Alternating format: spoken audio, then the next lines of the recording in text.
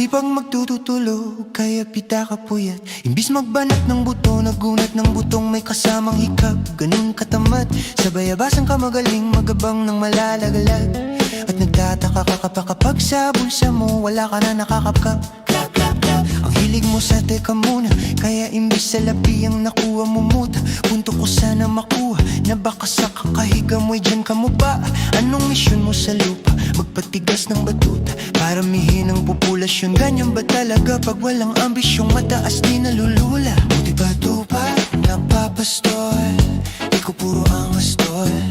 Halatang nagpapanggap, pag nasa labas ng door. Iba-ibang palabas, kaya madalas mag-mall.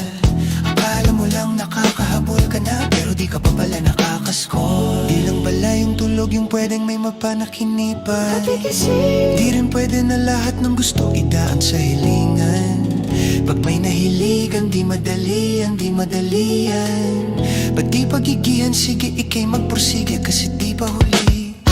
Pero sa'yo yan nakadepende, yung nakabase ka sa swerte. Di laging po pwede na, yung pwede lang kung pwede nga. Isipin na walang bagay na hindi pwede. Siyempre, di araw-araw abante 5 ng Disyembre. Darating at darating ang peste, yan ang dapat mong pagandaan. Kasi buti pa yung leche, yan ay may plano kahit leche.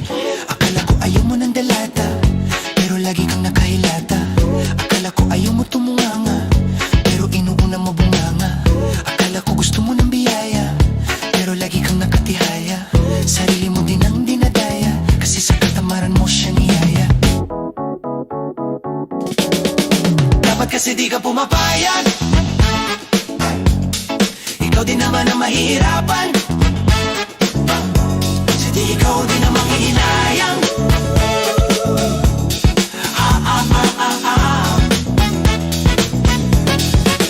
Sayang, hoy batugan di ka pa mayaman, wala ka pang matabang wallet. Bakit di ka makabangan? Kababakal na mukha mo tapos unan mo na magnet. Pahit mahika-hika lang sa higaan, kala mo biyaya sa iyo ang kusang lalapit. Iba ka hanip, di nagpapanik. Sanay ka bang walang budget o sadyang wala ka lang target? Yung iba mga tamad ay meron din kakaibang mindset. Kaso lang hindi natin alam kung utak pa talaga nila ang ginagamit o gumagamit. Pag walang wala at kakailangan ay sapat alin kumakapit. Pag walang arip, sige ang dali, sige ituloy mo pa para hindi ka pa sumasabit. Sana malabanan mo sarili mo na sanay na puro kahingi.